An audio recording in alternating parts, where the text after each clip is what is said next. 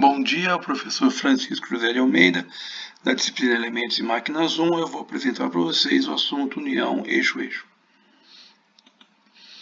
Bom, pontas de eixos podem precisar ser montadas e desmontadas. Então eu preciso usar um elemento de máquina, que é a união eixo-eixo, para acoplar e desacoplar essas uniões eixo-eixo. Essas uniões eixo-eixo podem ser mais ou menos alinhadas.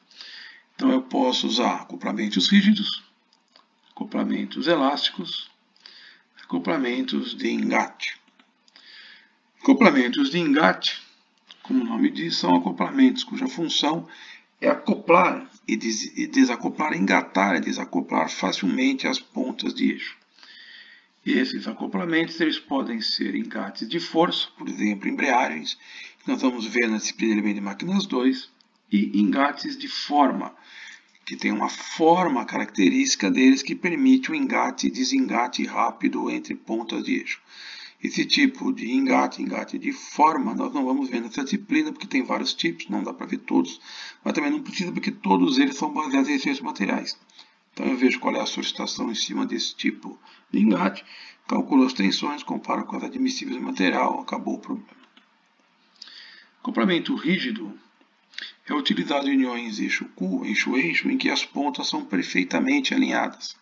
Por exemplo, oleodutos. Oleodutos eu garanto que as pontas são perfeitamente alinhadas porque elas são soltas, então eu garanto alinhamento entre elas. Podem ser engrenamento plano, acoplamento por flanges, acoplamento bipartido. Engrenamento plano, o acoplamento, o engate, ele é feito pela face das pontas do eixo. É o menor tipo construtivo de acoplamentos desengatáveis.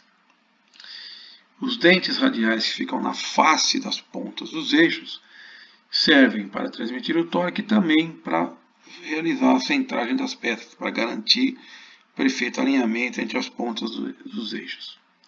Recomendado para a união de pontas de eixo, em que eu tenho alguma utilização para a ponta do eixo, por exemplo, uma engrenagem na ponta do eixo. Não dá para colocar um flange ali. Então eu faço o engate pela face das pontas dos eixos. Acoplamento por flanges. Os flanges eles podem ser forjados direto na ponta do eixo, ou podem usar qualquer união eixo-cubo por atrito ou por adaptação de forma, conforme as figuras. A centragem das pontas tem que ser garantida, né? Um acoplamento rígido. Então eu posso usar centragem por rebaixo e ressalto, macho e fêmea, ou centragem por anel de centragem. Então eu tenho dois fêmeas, coloco um anel de centragem para garantir a centragem dessas pontas de eixos. Dimensionamento desses acoplamentos, na verdade eu calculo o número necessário de parafusos. O número necessário de parafusos é maior ou igual que 8 vezes o torque dividido pelo diâmetro dos furos para colocar os parafusos, dividido pelo coeficiente de atrito entre as faces das flanges, dividido pela tensão admissível do material do parafuso, dividido por π, que é uma constante, dividido pelo diâmetro do parafuso ao quadrado, diâmetro útil do parafuso ao quadrado. Eu vou devolver essa equação para você. Então, na verdade, o conceito é o parafuso funciona para comprimir uma flange contra a outra e transmitir o torque por atrito. Não é o parafuso que transmite o torque. O parafuso serve para comprimir, trazer, apertar um flange contra o outro e transmitir o torque pelo atrito. Então, na verdade, eu tenho que garantir que a tensão de tração no parafuso não ultrapassa a tensão admissível do material do parafuso. Bom, tensão de tração é força normal sobre área. Então, força normal no parafuso sobre a área do parafuso menor ou igual que a tensão admissível do material do parafuso. A força no parafuso é a força de atrito pelo coeficiente de segurança, pelo coeficiente de atrito, desculpa. E a área do parafuso é πd ao quadrado sobre 4. Eu estou multiplicando por z, que é o número de parafusos, porque essa é a área de um parafuso, e eu posso ter mais que um parafuso. Então, é a área do parafuso vezes o número de parafusos. Muito bem, arrumando essa equação aí, eu vou pegar o 4 que está embaixo de baixo e passar lá para cima. Pegar o μ e passar para baixo, então fica 4 vezes a força normal no parafuso, dividido pelo coeficiente de atrito, dividido por π, dividido pelo diâmetro quadrado do parafuso, dividido pelo número de parafusos, menor ou igual que a tensão admissível do material do parafuso. A força de atrito é o torque dividido pelo raio, e o raio é metade desse diâmetro da posição dos furos, onde vão ser colocados os parafusos. K. Como eu já tenho 4 na equação e tenho K sobre 2, eu vou colocar esse 2 para cima, 2 vezes 4, 8. Esse K fica para baixo, então fica 8 vezes o torque, dividido pelo diâmetro da posição dos furos, dos parafusos, dividido pelo coeficiente de atrito entre as faces dos flanges, dividido por π, dividido pelo diâmetro do parafuso ao quadrado, dividido pelo número de parafusos, menor ou igual que a tensão admissível do material do parafuso. Bom, eu tenho 1, 2, 3, 4, 5, 6 variáveis. Eu determino 5, calculo a que faltou, a sexta. Quais 5? Eu conheço. Então, via de regra, o torque é um valor conhecido, porque eu conheço a solicitação em cima da peça, senão não dá para dimensionar a peça. Se eu tenho o diâmetro do eixo, que eu já tenho, vi no capítulo anterior, eu tenho o diâmetro do parafuso e o diâmetro da posição dos furos dos parafusos, que é proporcional ao diâmetro do eixo. Já vou mostrar uma tabelinha para isso. Π é uma constante. E o coeficiente de atrito entre as faces dos flanges é muito fácil de levantar, você aprendeu isso em física. Então, normalmente é um dado de entrada também. Então, sobrou o número de parafusos, tensão admissível do material do parafuso. Eu adoto um, calculo outro. É muito mais fácil eu adotar a tensão admissível do material do parafuso, porque eu tenho 1, 2, 3 no máximo materiais de parafuso. Então, eu escolho o material e vejo qual é o número de parafusos necessários para este material de parafuso. Então, colocando o número de parafusos em evidência da equação do slide anterior. Muito bem, esse número de parafusos, eu vou fazer a conta, mas depois eu vou usar um pouco de engenharia. Então, no mínimo, tenho que ter 4 parafusos, para poder garantir que as faces dos flanges estão encostadas uniformemente. E no máximo um número que seja viável para a montagem. Então, 6 parafusos, 8 parafusos, 12 parafusos, começa a se preocupar. Né? Se você tiver uma união eixo-eixo por flanges com 20 parafusos, você vai demorar tanto tempo para montar essa união que talvez seja melhor você fazer outra coisa.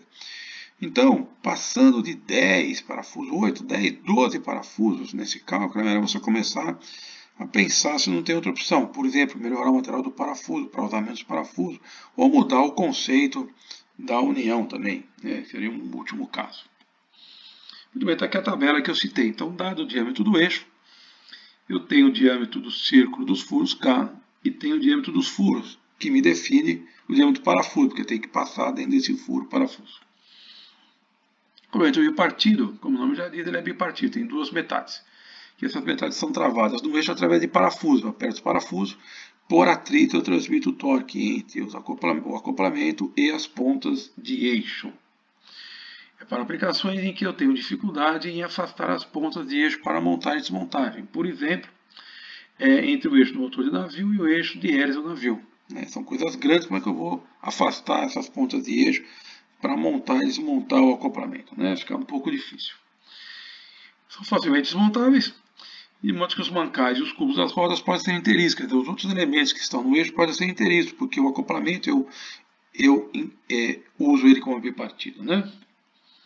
São dados principalmente para eixos de transmissão, para momentos de torção elevados e chavetas embutidas. Não são recomendados para momentos de torção com choque, porque como é parafuso que está conectando por atrito, o parafuso solta, diminui o atrito, ele pode começar a escorregar.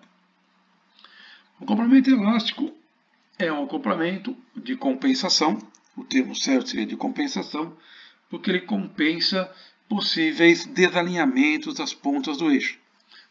Então, o desalinhamento pode ser paralelo ou transversal, em que o eixo está mais alto que o outro. Pode ser angular, em que o eixo está inclinado em relação ao outro. Pode ser axial, em que o eixo está mais longe do que deveria um do outro. Eles compensam também choques e amortecem vibrações, se o material for elástico, ou podem preencher simultaneamente essas diversas finalidades.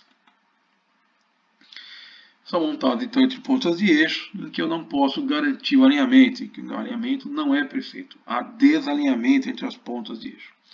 O elemento intermediário que permite compensar esse desalinhamento pode ser material flexível, por exemplo, borracha, couro, lona, mola de aço, ou eu posso ter uma geometria, uma construção desse acoplamento de compensação em que ele permite movimento entre as partes.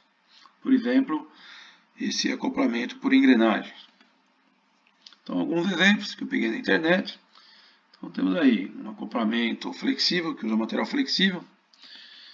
Outro com material flexível, um disco flexível. Outro com disco flexível diferente. Outro em que o material flexível fica em volta dos parafusos. Mais um com material flexível entre os flanges. Um com molas, que é material flexível também. Um que tem um cubo de material flexível por cima dos flanges. Outro que tem material flexível entre os flanges. Mais um em que o próprio corpo é flexível. Um que também tem um outro tipo de cubo unindo os flanges, material flexível. E o que eu já tinha citado, um acoplamento por engrenagens. Com a engrenagem abaulada, eu permito o movimento entre o cubo, a parte de dentro desse acoplamento que está no eixo, e a parte externa desse flange. Então, permite o movimento entre eles, então permite compensar possíveis desalinhamentos entre as pontas dos eixos. Bom, como é que eu escolho o acoplamento elástico? Na verdade, eu escolho, não dimensiono, quem dimensiona é o fabricante do acoplamento elástico. Eu apenas escolho um. Então, vou colocar alguns exemplos de catálogos aqui. Então, por exemplo, da Antares, o próprio catálogo me dá uma equação para calcular o torque de projeto, me dá uma tabela com fator de serviço, me dá uma tabela com os acoplamentos disponíveis, com torque máximo para cada um, rotação máxima para cada um, diâmetro máximo e mínimo do furo para cada um. PTI, por exemplo, também o próprio catálogo me dá uma equação para calcular o torque de projeto, me dá uma tabela para fator de serviço, função da aplicação, me dá tabelas dos acoplamentos que eu tenho disponíveis para comprar. Cada um deles com torque máximo aceitável, rotação máxima aceitável, diâmetro do furo máximo e mínimo aceitáveis. Outro exemplo, Metalflex, o próprio catálogo me dá uma equação para calcular o torque de projeto, tabelas para fator de serviço e função da aplicação, e tabela com os acoplamentos disponíveis para eu comprar, com torque máximo admissível para cada um, rotação máxima admissível para cada um, furo máximo admissível para cada um. O último exemplo, da Vulcan, o próprio catálogo me dá a equação para calcular o torque de projeto, tabelas para fator de serviço, função da aplicação, e tabelas de acoplamentos disponíveis para compra. Cada um deles com torque máximo admissível, rotação máxima admissível, furo máximo e mínimo admissíveis. Ou seja, eu peguei alguns exemplos daí, mas se você pegar outros exemplos, vai ser exatamente o mesmo conceito. Como é que eu escolho o acoplamento elástico? Eu pego um catálogo comercial, calculo um torque de projeto, que é o torque nominal vezes o fator de serviço, que é dado no próprio catálogo. Ele tem que ser menor ou igual que o torque admissível para o acoplamento disponível nesse catálogo, que é dado no próprio catálogo, o torque admissível. Depois eu verifico a rotação de trabalho, cada acoplamento tem uma rotação máxima admissível. A rotação de trabalho tem que ser menor ou igual que a rotação admissível do acoplamento, que está no próprio catálogo.